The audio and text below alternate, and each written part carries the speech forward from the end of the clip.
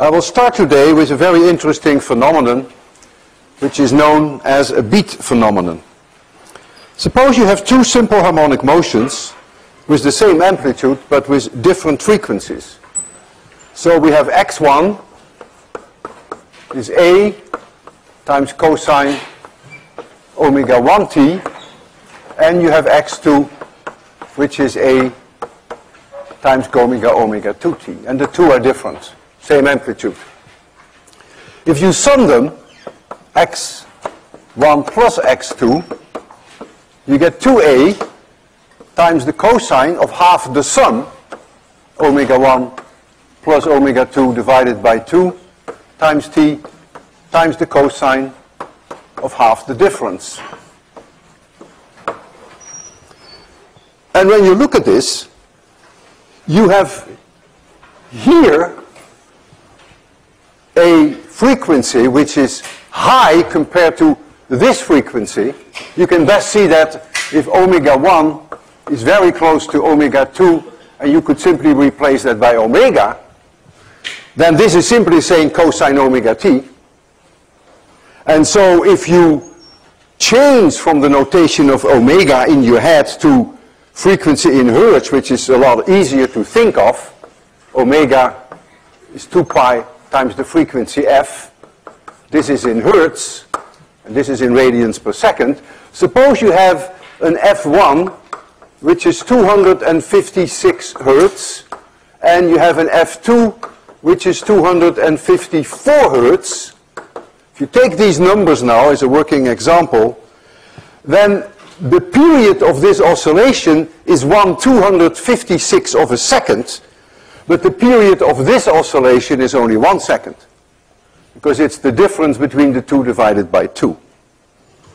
And so what happens is that if you make a plot of x as a function of time, I will first sketch this very slow term.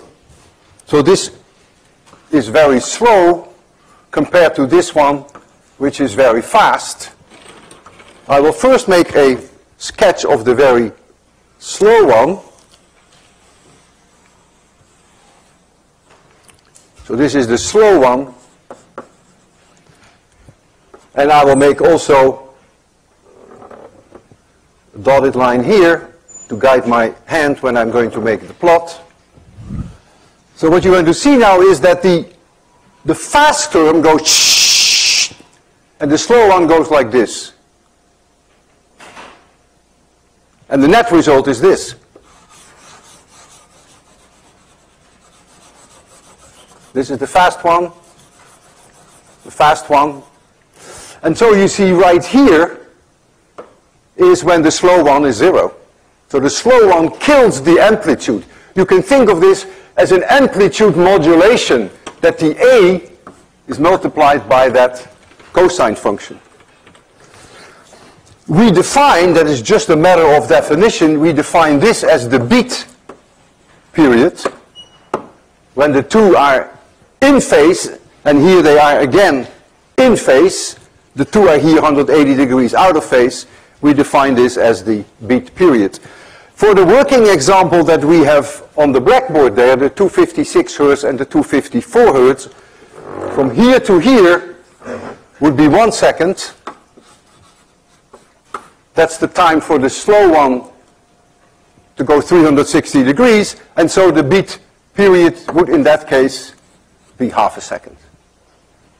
So if you want to see in your head what is happening, then if one oscillation is like this, then when they are in phase, each one has an amplitude A.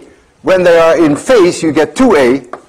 But when they are out of phase, you have to add this, 180 degrees out of phase, then the net result is 0. And that's the case here, and that's the case there, and that's the case there. And this is known in the literature as a beat phenomenon. And the frequency of the beat, so f beat, is then defined as delta f. In our case, 2 hertz. Indeed, you see that the beat period is half a second. A very nice way to demonstrate this is to make you listen to it. I have here a tuning fork of 256 Hertz. And I have another one, which is also 256 Hertz. But I can change this one by putting a little weight on there. So I can make the frequency a little lower. I'll put a weight here, and I will simultaneously make you listen to them.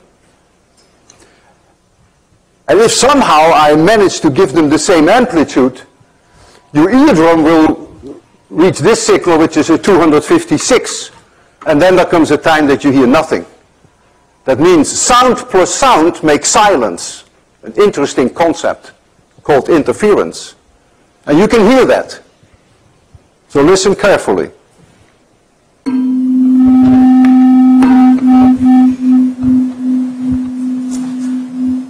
That's the beat. If I make the frequency different larger, the beats come faster. Can all of you hear this? Also in the back? So now I will make the offset larger.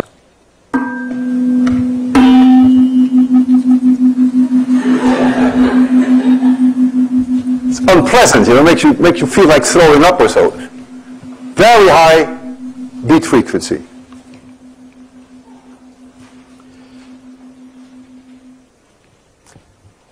If the amplitudes of the two are not the same, then you don't have to be a rocket scientist to anticipate what will happen. You just never get a zero here. But you always have some residual, and so you'll get something that looks like this.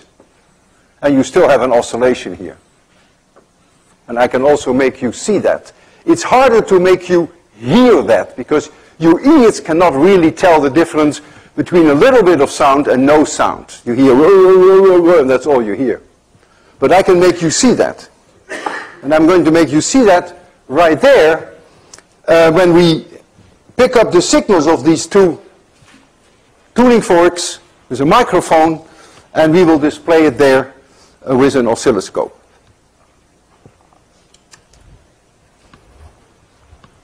So you will hear it and you will see it at the same time.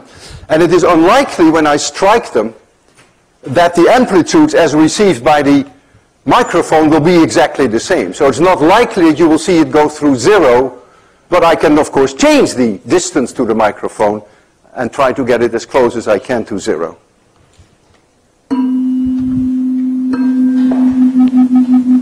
It's not bad. Now it's close to zero. I'll do it once more.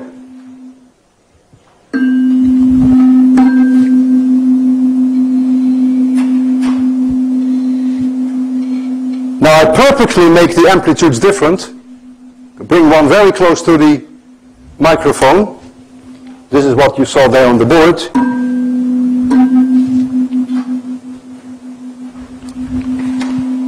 And if I make the amplitudes the same, then you get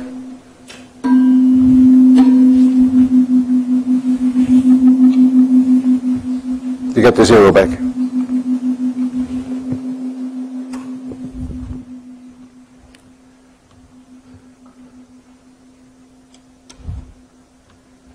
Beat phenomena are actually quite common.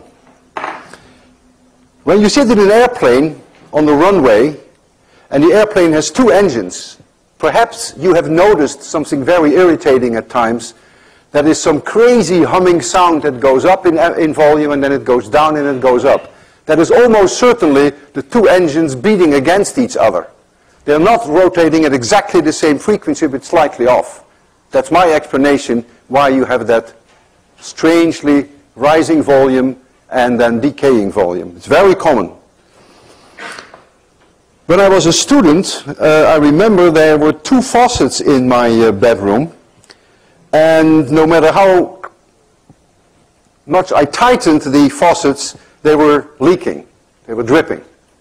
And they were dripping in such a way that the frequency with which the drops came out was almost the same. So it went like this, clunk, clunk, clunk, but the frequency was never exactly the same. So after a while it would go clunk, clunk, clunk, clunk, clunk, clunk, and then after a while clunk, clunk. It drove me crazy. But of course, I took pride in knowing that it's a beat phenomenon. Except that there, sound plus sound never made silence. Because when they were 180 degrees out of phase, you would hear both drops. Irritating, but that's the way it is. Another example of beat phenomenon whereby two oscillators very closely the same period, given enough time, they go out of phase. And then they go back into phase. We have made an effort here with these two pendulums, really an effort, about 60 centimeter length, to really make these lengths the same. And so when I give them both a certain amplitude, they will go in unison. They are in phase, but no matter how hard you try, they will never be exactly the same. So as I continue the lecture, you will see that they gradually go out of phase. And it may take 5 minutes for them to be out of phase. That will be then the time from here to here. That will be half a beat period. So I'll show you that, and I'm not going to wait for them to be 180 degrees out of phase, because that can take a long time since the periods are so closely the same. If you look at them now, you would say, boy, are they in unison? And keep an eye on it, and you will see a few minutes from now, they will no longer be exactly in phase. When you think of a conductor for an orchestra, what the conductor is really doing, he is making sure that all the instruments stay in phase. He's really a phase locker. He's a phase keeper. If he didn't do that, then each person would play at its own pace, then of course you would end up with chaos. So now perhaps you know where the expression comes from, keep the faith. Now I go to the heart of this lecture. And the heart of this lecture is damping. You see it's already out of phase a little, not completely out of phase, but they're no longer. Just keep an eye on them. You'll see that it will grow. At the heart of this lecture is damping. When we have a spring or we have a pendulum and we let it oscillate, we all know that the oscillation will come to a halt. That means there is friction or there is air drag, and it will ultimately die out and it will stop. Just like these will stop. The frictional force always opposes velocity. And the frictional force, in its most general form, as a vector, is minus C1 times V, whereby C1 is a positive number. So you see that it opposes the velocity, minus C2 times V squared, and I put here the unit vector V to remind you that it's opposing the velocity. This term has a name. This is called the viscous term, and the other term has a name which is called the pressure term. One is proportional with the velocity, and the other one is proportional with the square of that. In my lecture number 12, which is on OCW, of my 1999 Newtonian mechanics lectures, I spent an entire lecture on this equation, and I discuss when the viscous term is dominant and when the square term is dominant. I do demonstrations in both domains. If the velocity is low, this term dominates. If the velocity is high, if the speed is high, that term dominates. When you drive your car 10, 20 miles an hour, it is the V squared term that dominates, the air drag that slows you down. A raindrop that falls, it's the V squared term that dominates, not this one. But if you take ball bearings and you drop them in syrup, then the velocity is always very low, the speed is very low, and then this term dominates. And that's one of the experiments I do during this lecture to show you that indeed the predictions that follow from this part can really be verified quite beautifully. So if you have the patience, I would strongly advise you to watch that lecture. To manage the math, it becomes almost impossible, except when you want to do it numerically, to take both terms into account. And so, to be nice to you in 803, we always ignore this term, and we only take that one into account. And of course, that is only valid if the velocities are low, which is often the case, but of course not always. I will start with an extremely pedestrian example. I have here a spring on a horizontal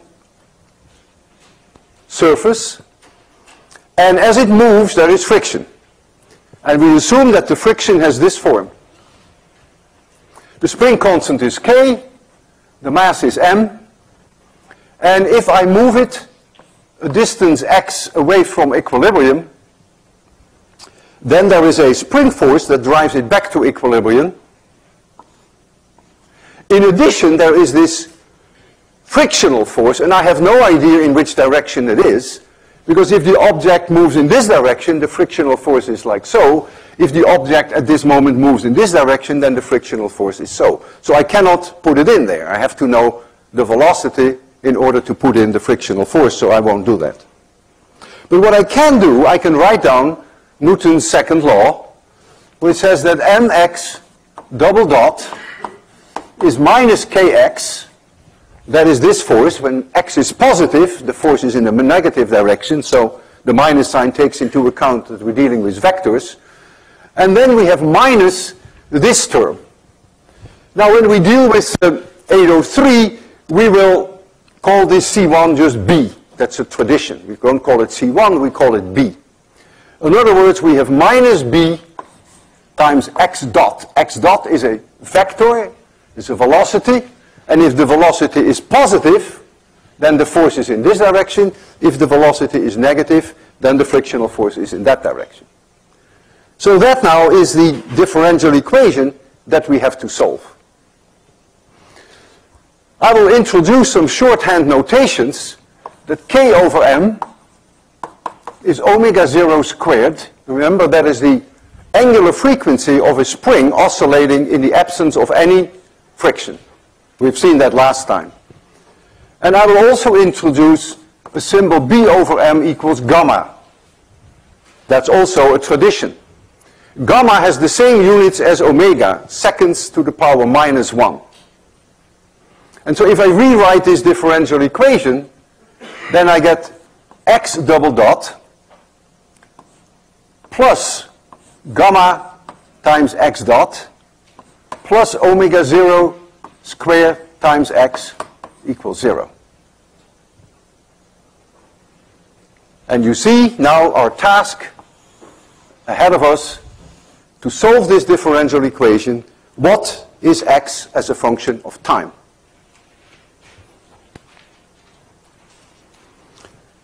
Without starting the math, you can sort of in your head see what's going to happen.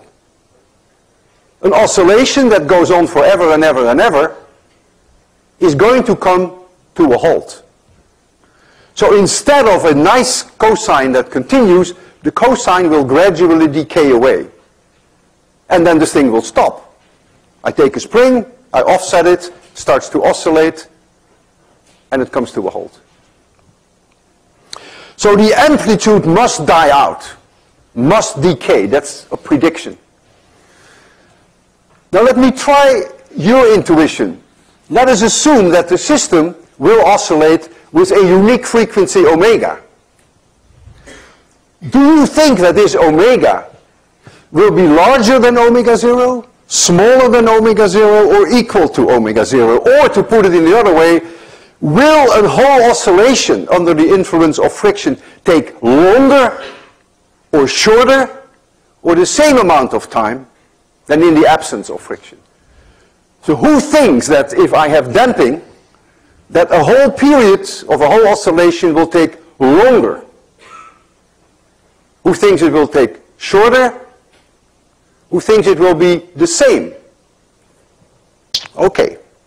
We'll see what comes out of it. No one thinks that it takes shorter. Your intuition is very good there. Now I'm going to give you some advice, some fatherly advice. During the next 18 minutes, take no notes. Because during the next 18 minutes I'm going to solve this differential equation for you, and I have decided, which I not always do, to do it exactly the way that French does it. It's very elegant. So if you take notes, you're wasting your time because you have it in your book.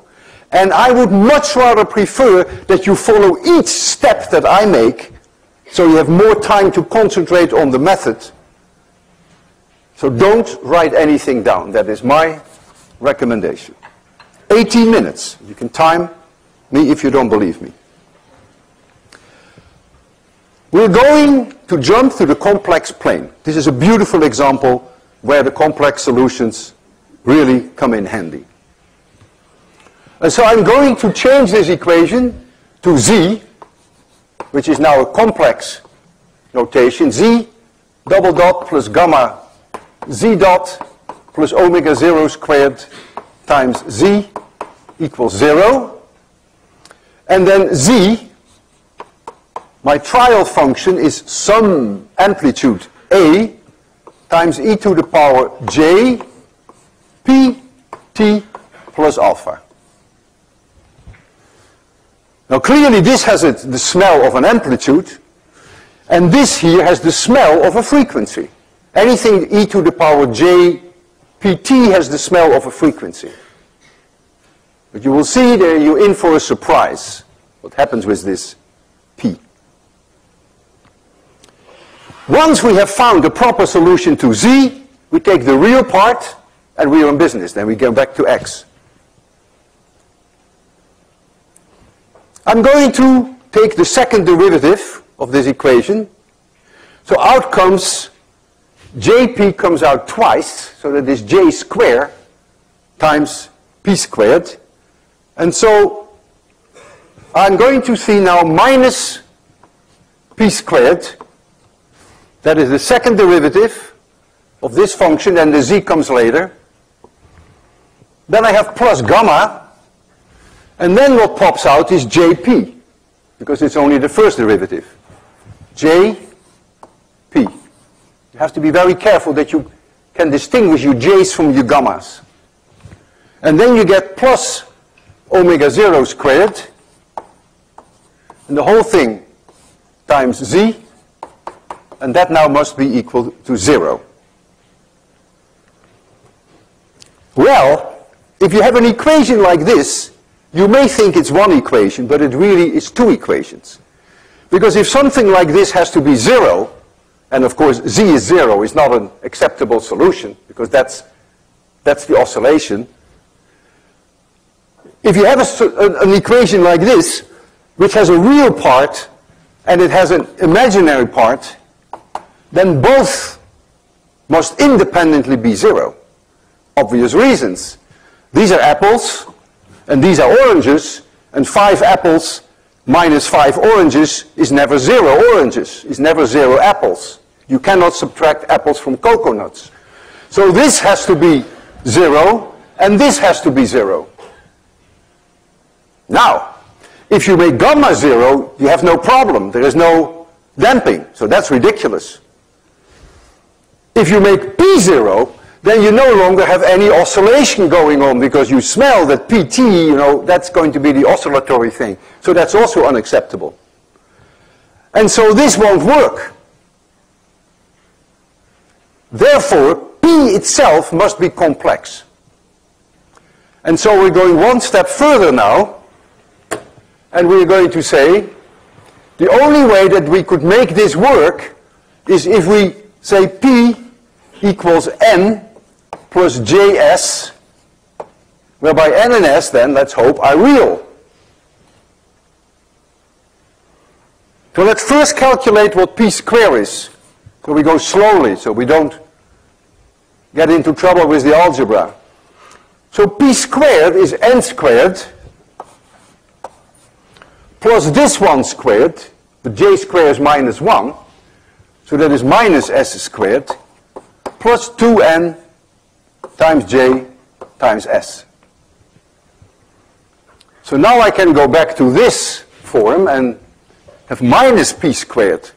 So I get minus n squared, that is this minus p squared, plus s squared, minus 2n j times s. So I'm done here.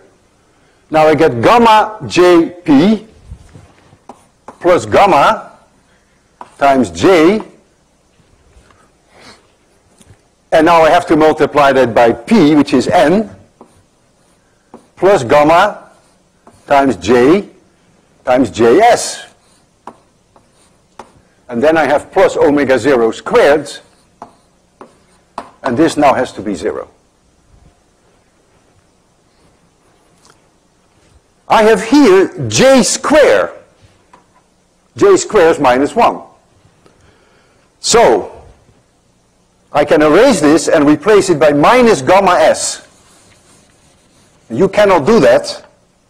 That's the price you pay if you didn't take my advice not to take any notes. So this is minus gamma s. And now, this has to be 0. That means the apples must add up to 0. These are the apples. And the oranges have to be 0. This is an orange, this is an orange, this is an orange, and this is an orange. For this to be 0, there's a j here, there's a j here, there's an n here, there's an n here.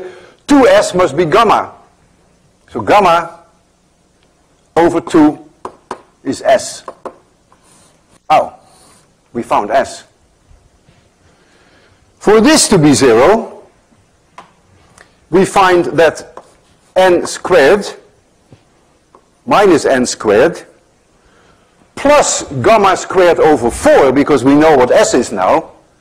So plus gamma squared over 4 minus gamma over 2 times minus gamma times s, which is minus gamma squared over 2, minus gamma squared over 2 plus omega 0 squared equals 0. And that means that n squared is omega 0 squared minus gamma squared over 4. So we also have n. So we now have n, and we have s. And so now I can go back to my trial function, and I can substitute the values that we have found in that complex function. So we get z equals a times e to the power j. And now we have to put in pt plus alpha. But p is n plus js. So nt plus jst plus alpha. Yeah, I go slowly, I don't skip too many steps. But I know that s is gamma over 2. But I know that j square is minus 1. So therefore, this part here and this part here can be brought out. So we get a times e to the minus gamma over 2 times t. Here you have the t, the j square makes it the minus, and s is gamma over 2. And then I get e to the power j times nt plus alpha. The first thing that you see here, which is amazing, this term here is an exponential decay in time. There's nothing oscillatory about it. It means that this A, which is the original amplitude, is gradually dying out with a decay time, tau, which is 2 divided by gamma. Now remember, gamma has units second minus 1, so this really has units time. So this one is going to be responsible for that decay that we discussed earlier. What is this now? E to the power jnt. Well, n is obviously a frequency. This is the striking example in the complex plane of a rotating vector, and the angular frequency is n, but we know what n is. And so this n really is nothing but omega squared. N squared is really omega squared. And so I can replace this n now by whatever you have here. And so if I write this now a e minus gamma over 2, I can write down now j omega t plus alpha, and I know exactly now what that omega is. That is the square root of this number. And so therefore omega squared is omega 0 squared minus gamma squared over 4. So those of you in the audience who intuitively sense that the frequency would go down because of the friction, they were right. See, omega is lower than omega 0. Now, of course, if gamma is very low, the two could be close together.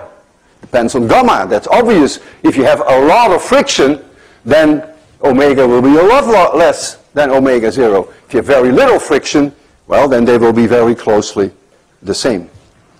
And so we can now write down, in all its glory, the real part of this function, which then becomes x equals some amplitude a times e to the minus gamma over 2 times t times e to the minus j times omega t plus alpha. Look what I did. I have an equation in the complex plane. That's perfectly okay. And then I went back to the real world, going from z, the complex plane, to the real part of z. And what did I write down? This is fine. But then I wrote down e to the power minus j omega t plus alpha. Now, first of all, there should not be a minus sign in front of the j. That's not a major problem. But I do not take it out of the complex plane. I leave it into the complex plane. So, clearly what I should have written, which is what I will do now, x equals a times e to the minus gamma over 2 times t times the cosine of omega t plus alpha. Now we are in the real world. You're going to see this equation at least for the next 5 or 10 minutes on the tape. It is a thorn in my side, but there is nothing I can do about it. You just have to live with it and think of it as being this. And there are 2 adjustable constants which depend entirely on your initial condition. At time t equals 0, there are 2 things you can do to the object. You can bring it to a certain point away from equilibrium, and you can give it a kick. We call that a velocity. And you're free to choose any way you want to do that. And so it's clear that with those 2 choices that you have, that in your final solution, you end up with 2 adjustable constants which depend on the initial condition.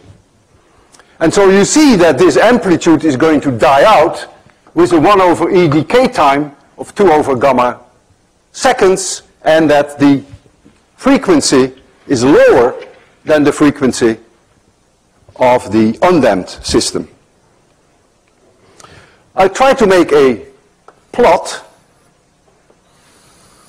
So here is t, and here is x. And to guide my hand, I'm going to first put in this exponential.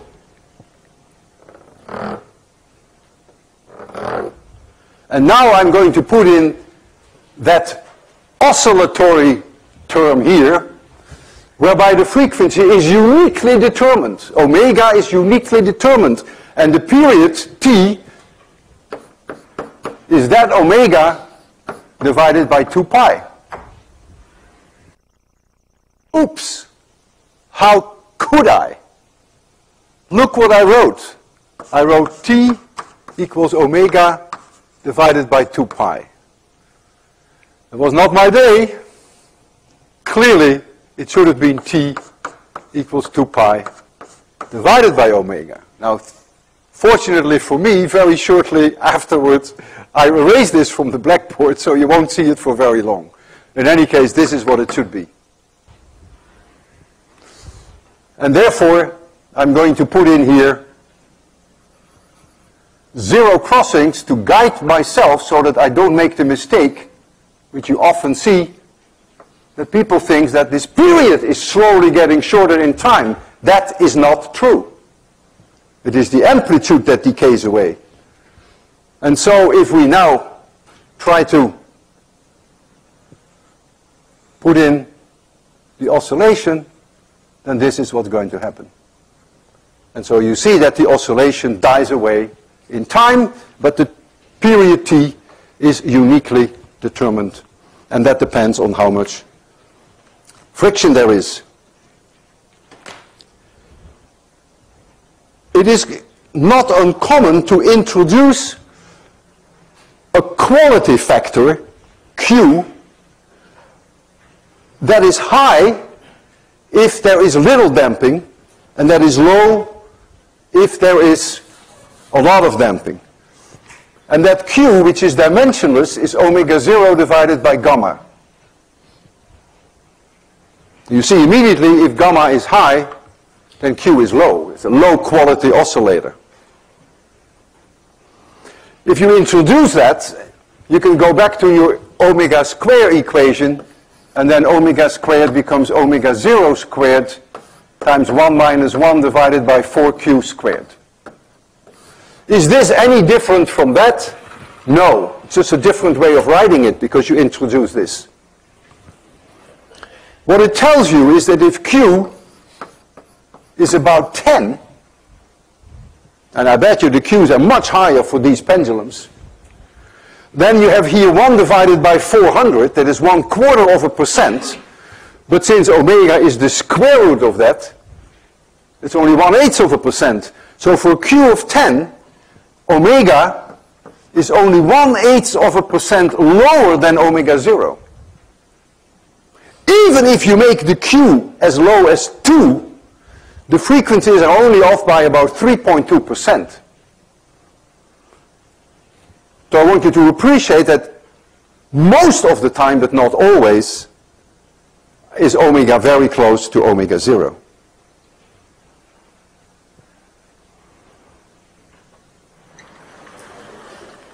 We can look at the decay in a different way. Well, we cannot do that here. I will do that here on the center board because we don't need that anymore. Instead of saying I have to wait 2 over gamma seconds for the amplitude to go down by a factor of E, I can ask myself, how many oscillations do I have to wait for the amplitude to go down by a factor E? How many oscillations? Well, n oscillations would take this long, T being the period of one oscillation. But for reasonable values of Q, T and T0 are the same, like omega and omega 0 are closely the same. So I can write for this that this is approximately n times T0, so that's approximately n times 2 pi divided by omega 0. I can now substitute this time in this T and only concentrate on that decay portion, that early part. So what I find then that A, after n oscillations, is A times e to the minus gamma over 2t, e to the minus gamma over 2, times this time after n oscillations, n divided by 2 pi divided by omega 0. And you lose a 2, but omega 0 divided by gamma is Q, and so now you have it in a form which is minus n times pi over q. Now, is this any different from what we had before? No. Here we say, I have to wait 2 over gamma seconds for the amplitude to go down by a factor of e. Here we say, if n is q divided by pi, then the amplitude goes down by 1 over e. So in one case, I ask myself, how many seconds do I have to wait? In the other case, I ask myself, how many oscillations do I have to wait? And so if q is 10, it tells you that you have to wait about 3 oscillations, roughly, for the amplitude to go down by a factor of e.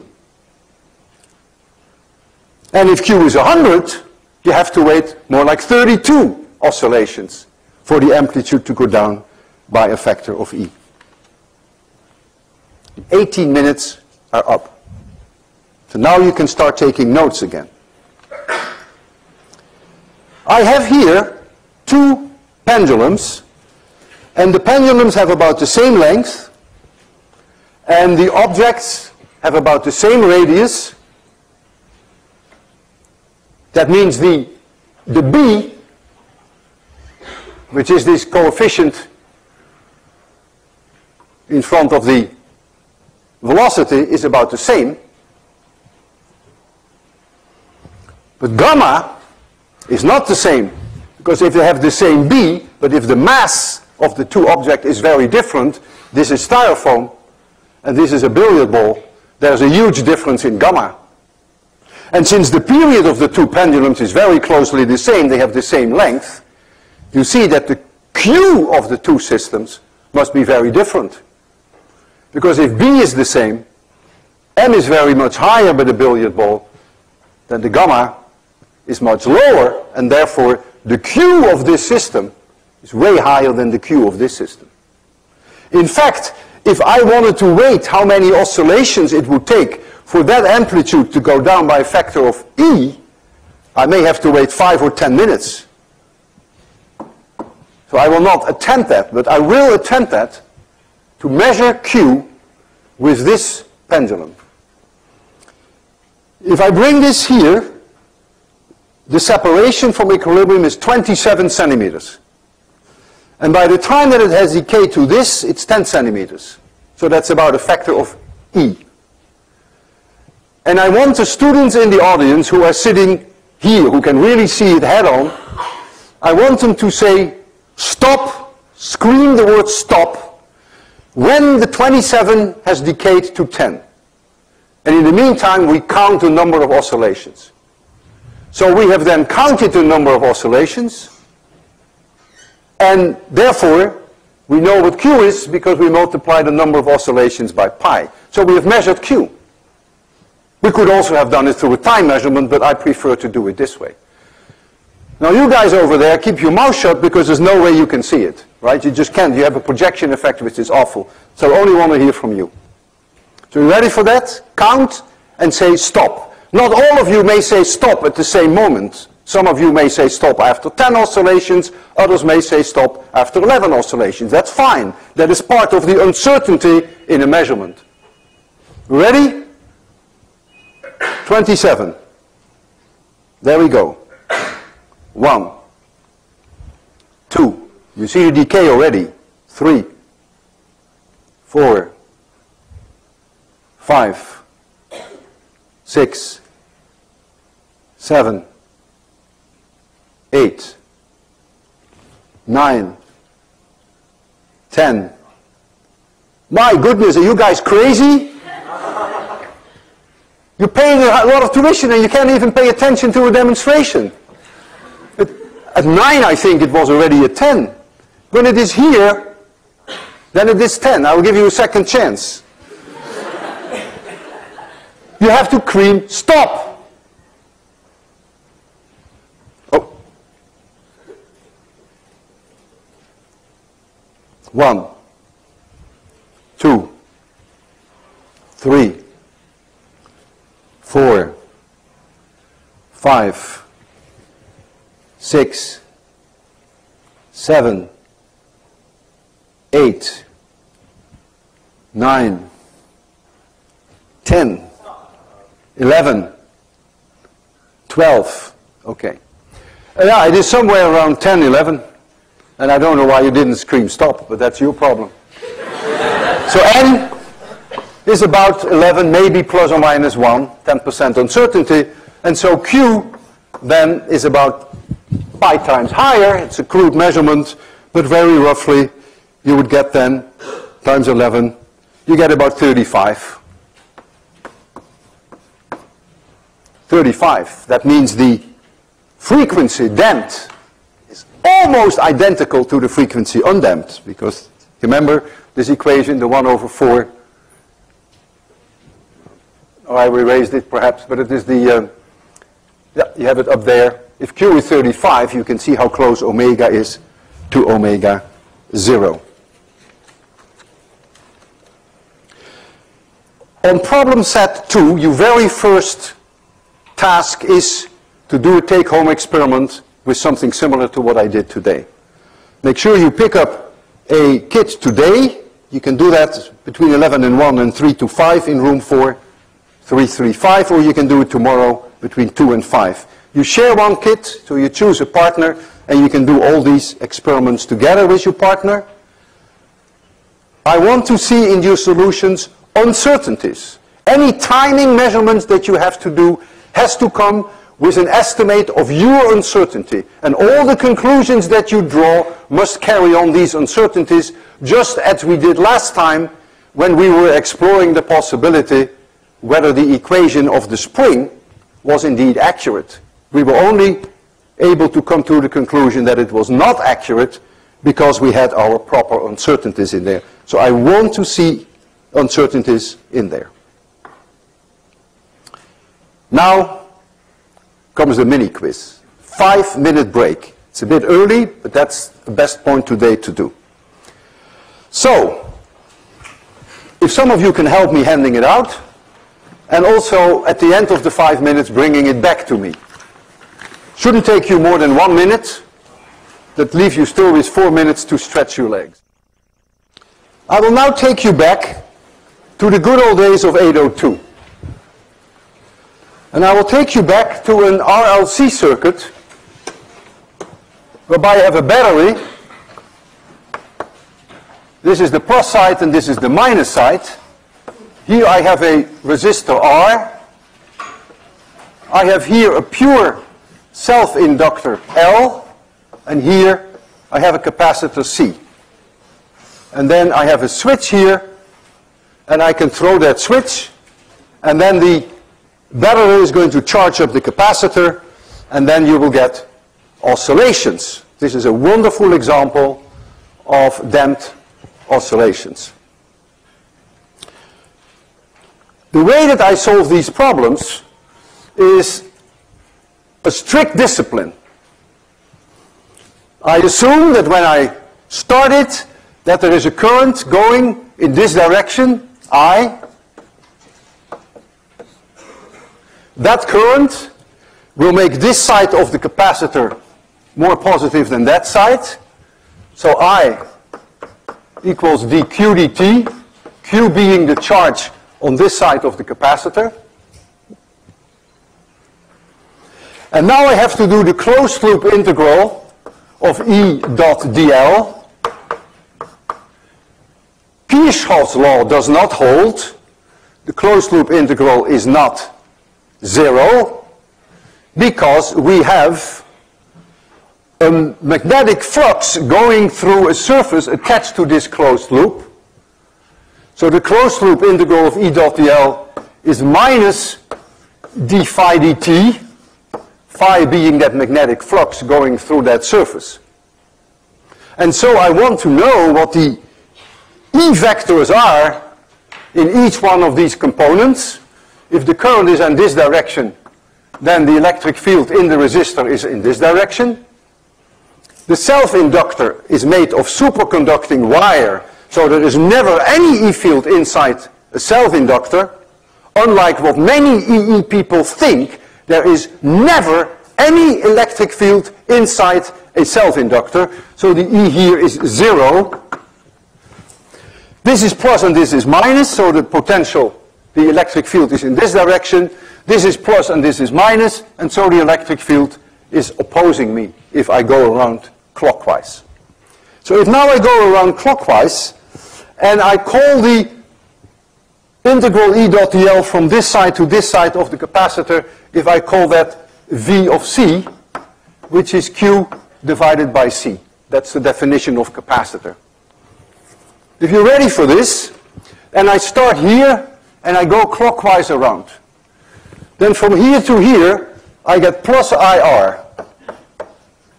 Going through the self-inductor, the integral E dot dl from here to here is 0, because there is no electric field inside the self-inductor. Going from here to here, I get plus VC. That is what we call the potential difference over the capacitor. Here the electric field is opposing me. I walk into the electric field, so E dot dl is negative, and this is minus V0. And now I go to Mr. Maxwell, to Faraday, and he says, and this now is minus L di dt. The hell with Kirchhoff. Minus L di dt. And now I have my equation correct. So now I'm going to replace I by dq dt, and I'm bringing L to the left. So I get L times Q double dot plus R times Q dot, because I is Q dot, plus VC, which is Q divided by C, and that now equals V0, and I'm going to divide by L, and so I get Q double dot plus R over L times Q dot plus Q over LC equals V0 divided by L. I'm going to replace R over L by gamma. You will see very shortly why we do that. And 1 over LC is omega 0 squared. And when we do that, we get an equation which is almost identical to the one we had on the blackboard for the spring. We get Q double dot plus gamma times Q dot plus omega 0 squared times Q equals V0 divided by L. And now we have to solve this differential equation.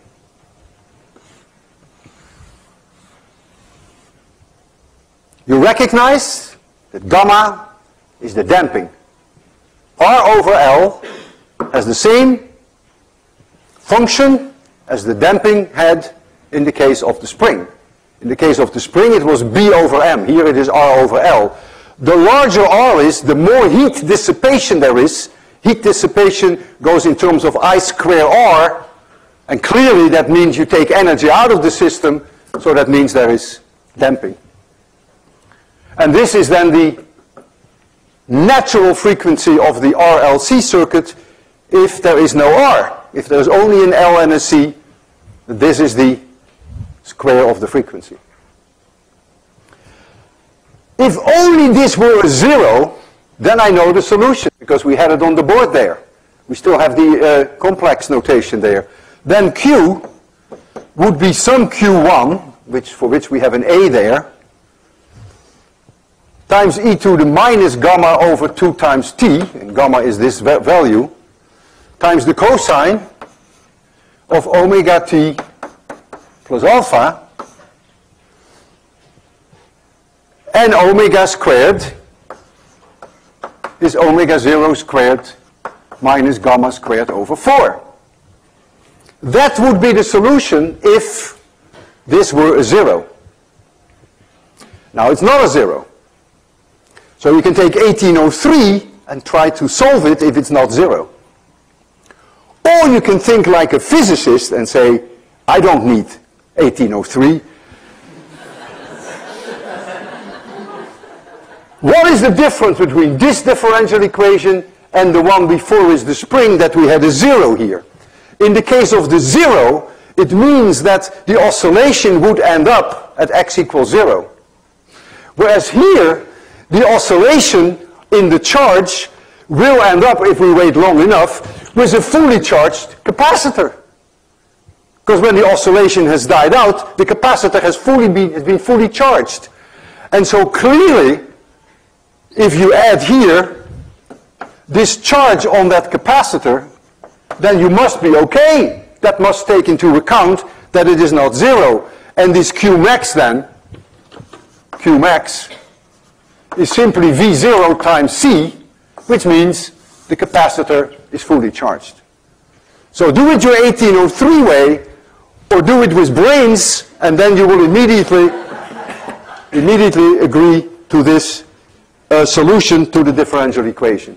So you see here the decay, you see the oscillation, and then when you end up, you must end up there with a fully charged capacitor. You now have to solve, depending upon the initial conditions, for alpha, and you have to solve for Q1. So that means you have to know your initial conditions. And the initial conditions of this problem, for instance, would be that at t equals 0, when I throw the switch, that there is no charge on the capacitor. That is one way I could do it. And there is no current flowing. That could be my initial condition. Not the only one possible, but that is a possible initial condition. And now I will leave you with a little bit of work. First of all, you substitute in this equation Q equals 0 when t is 0. So you still have Q1 and you still have the cosine of alpha. Then you have to take the derivative of this equation, which gives you the current, and then you have to make that 0. Now you get two terms when you do the derivative, so be careful. You get the derivative of this one times this, and the derivative of this one times this. So you have to do it slowly. When you do that, you will find that Q1 equals minus Qmax divided by the cosine of alpha, and you'll find that the tangent of alpha equals minus gamma over 2 omega.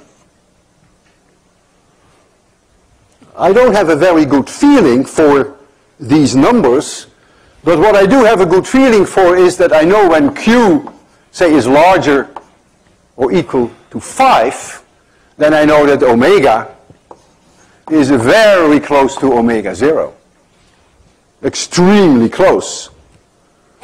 So that means I can write for this minus gamma divided by 2 omega 0, which is minus 1 over 2q.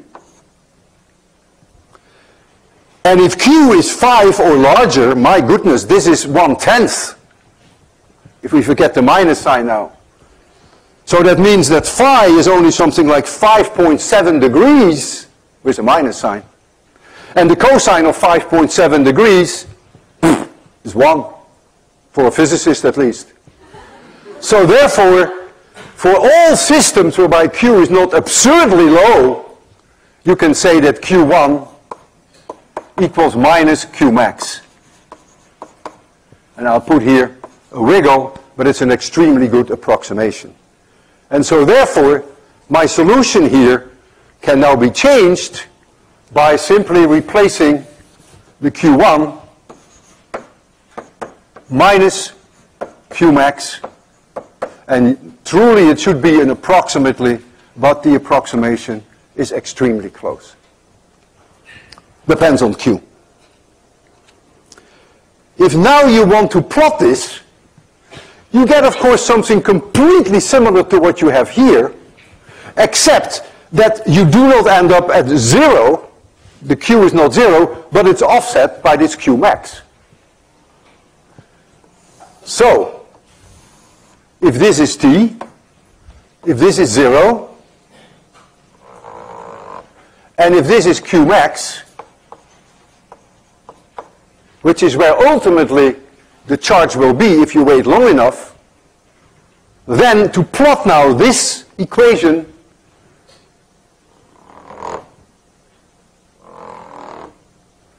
will then give me a curve like this. Be very careful, the period is uniquely determined. The period does not change. That's determined by that omega. 2 pi divided by this omega is the period. And so you're going to get, you start with Q0.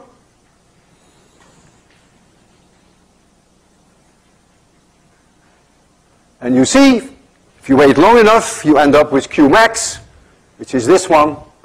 Whereas in the case of the spring, if you wait long enough, you end up with nothing. X equals 0. And this is something that I can demonstrate to you in a very, very nice way, I must say. I find this one of the most intriguing demonstrations. Instead of having a battery and throw the battery, in which case you would only, for an extremely short amount of time, for an amount of time which is roughly 2 divided by gamma seconds, which may only be milliseconds, you would see this thing. But we want to give you more than a few milliseconds. And therefore what we do, we replace that battery by 7 milliseconds constant voltage, and we repeat that. And every time we show you this portion. And so you will see it on the tectronics. We trigger it every time that it comes up here and that it comes up here.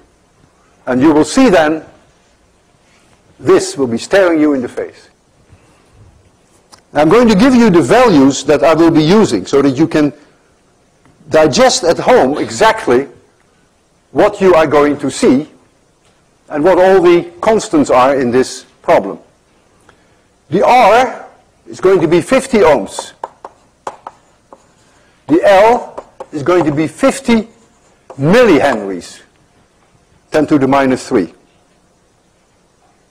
So that tells me that gamma is 1000, is R over L. That tells me that 2 divided by gamma, which is the 1 over E decay time, is then 2 milliseconds. C is going to be 0.06 microfarads. So that would give you a omega 0 if you're interested in omega 0. I never have a good feeling for omegas. I like frequencies, hertz much better, but if you're interested in omega 0, which is 1 over the square root of LC, that would be 18.3 times 10 to the thirds, and that is radians per second. The frequency in hertz, which is 2 pi lower, is then 29.06 hertz. And so now you have also Q, which is omega 0 divided by gamma, and that Q is now 18.3, and that means Q divided by pi, which is the, is there a problem, Marcos? Q divided by pi, which is the number of oscillations that you have to wait for this function to go down by a factor of E. Remember, we did that with the pendulum. That is now about 5.8. So we're going to take a look at a curve like that, and then we're going to indeed check that after roughly 6 oscillations, the amplitude is indeed down by a factor of E. However, while we're at it, I'm going to kill 2 birds with 1 stone. I'm then going to make this 100 millihenry a little later, which changes the gamma. The gamma becomes 500. The decay time then becomes 4 milliseconds. I'm not going to change C. So the frequency goes down by the square root of 2. That becomes 2055. And now the Q also changes. The Q goes up by a factor square root of 2, becomes 25.8. And now you have to wait about 8.2 2 oscillations for the amplitude to go down by a factor of E. And that's what I want to show you now. I have to choose my channel, unless Marcos already did that for me.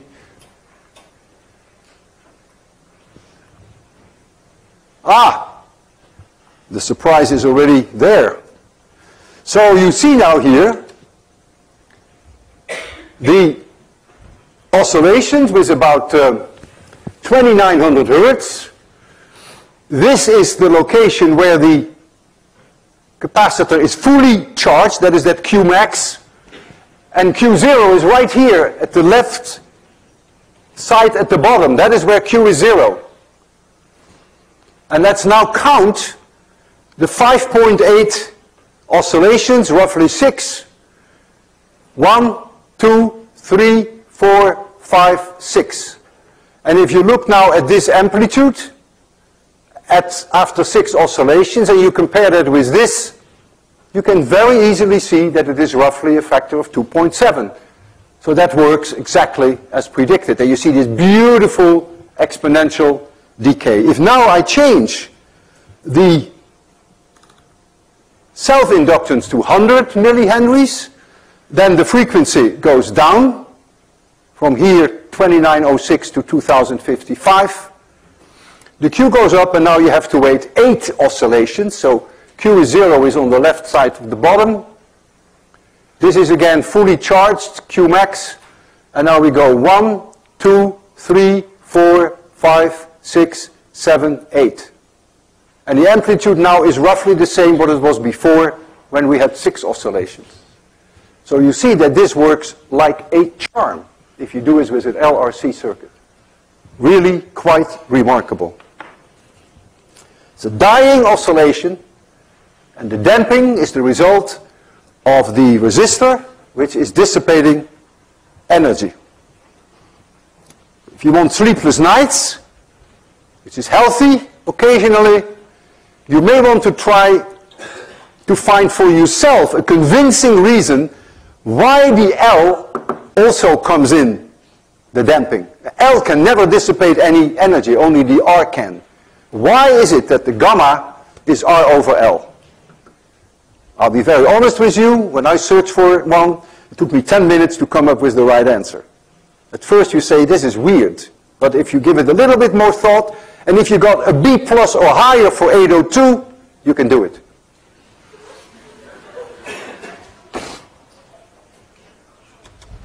All right.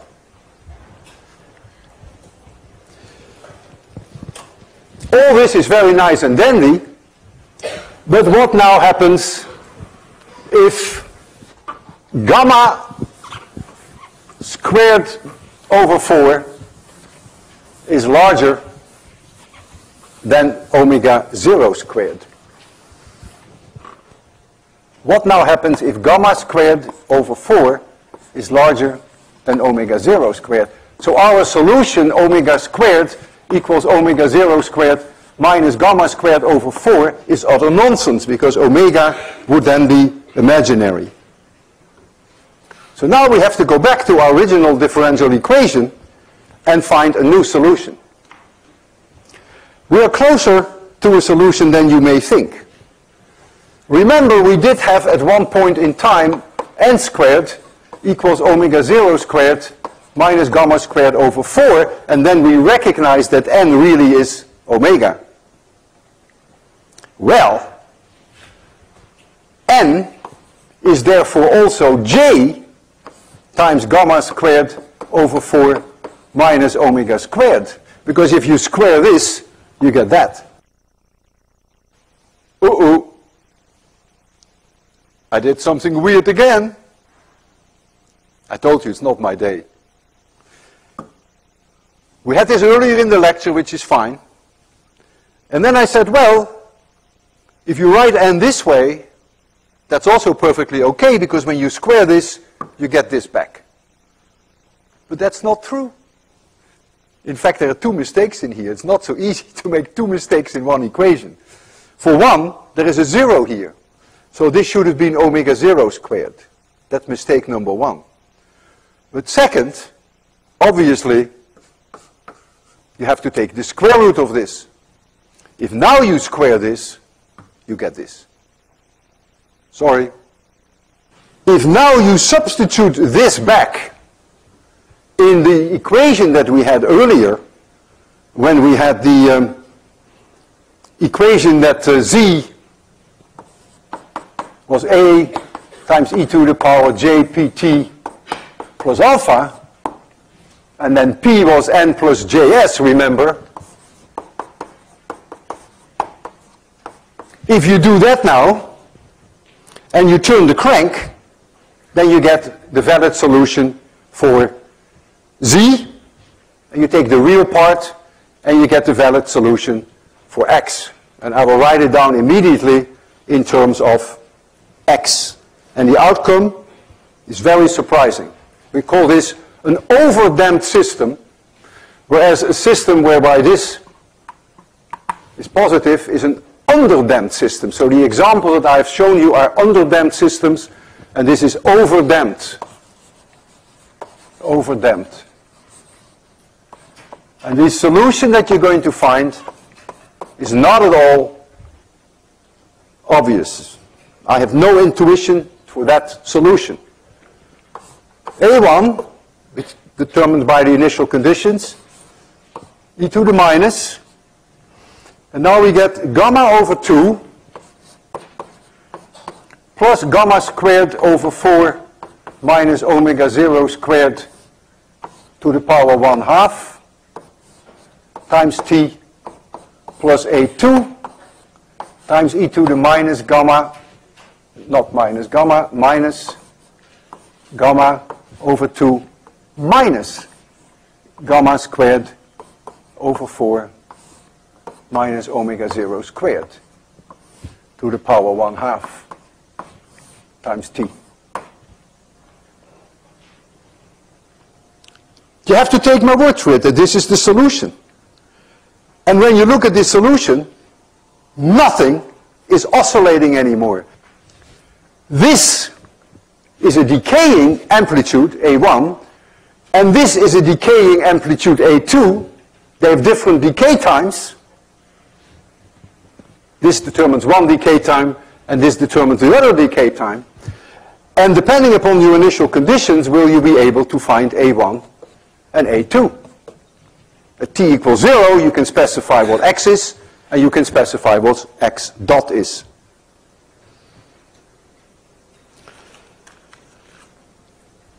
No oscillations. That means I can make some guess of what the response will be.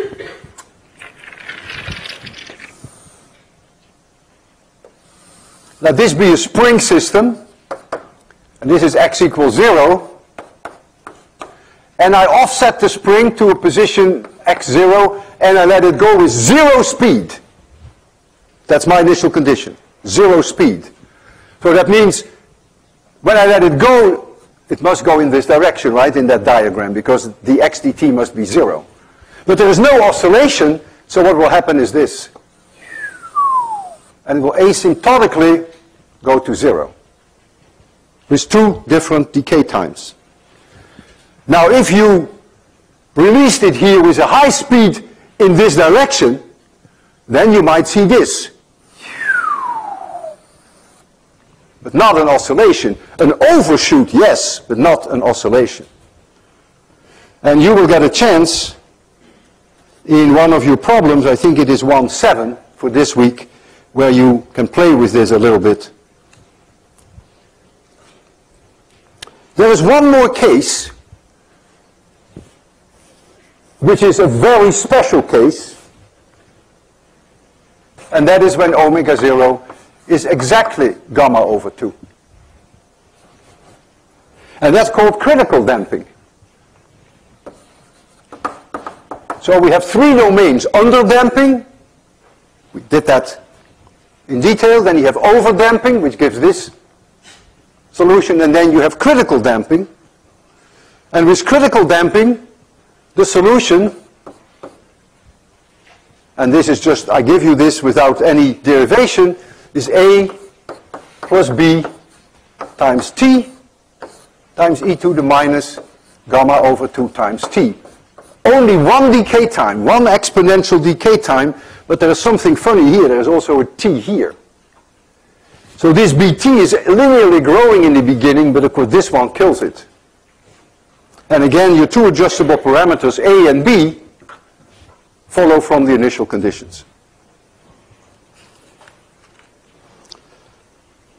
So now I will show you the effect of damping in a case of a mechanical system.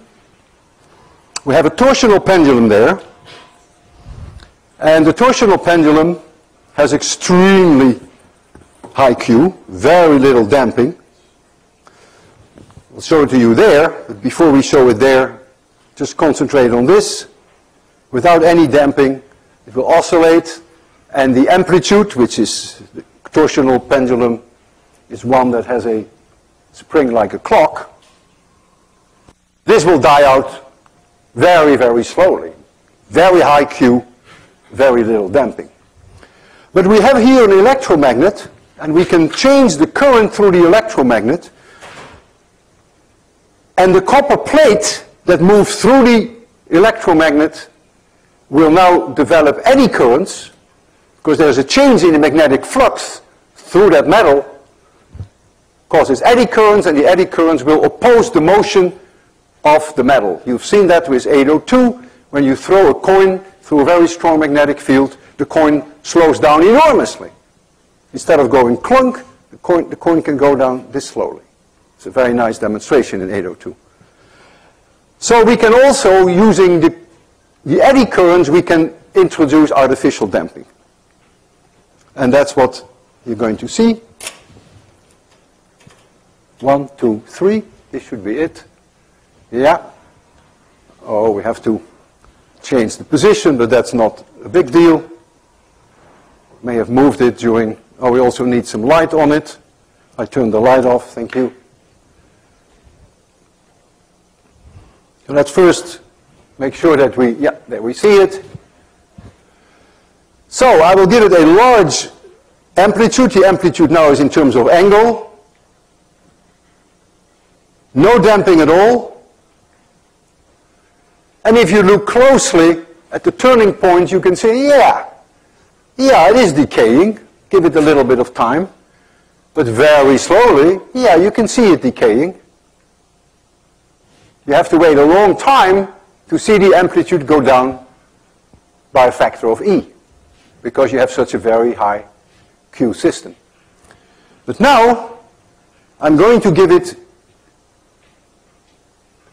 damping. It's still underdamped. First give it a high amplitude. There we go. Damping is in now. And look how fast it's going now.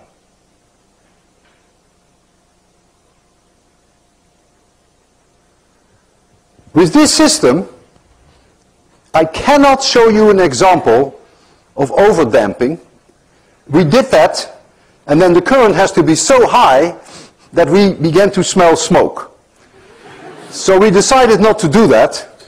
But if I go to the point where you just don't smell smoke, then you're still underdamped, but you get a huge amount of damping. And the reason why I can say with confidence that it's still underdamped, I release it at 0 speed. And if I release it at 0 speed, and if it is overdamped, it can never overshoot. And yet you will see that there is a minute overshoot. So it is still underdamped, but it's getting very close to being critically damped. And so I will jack this up to the maximum possible.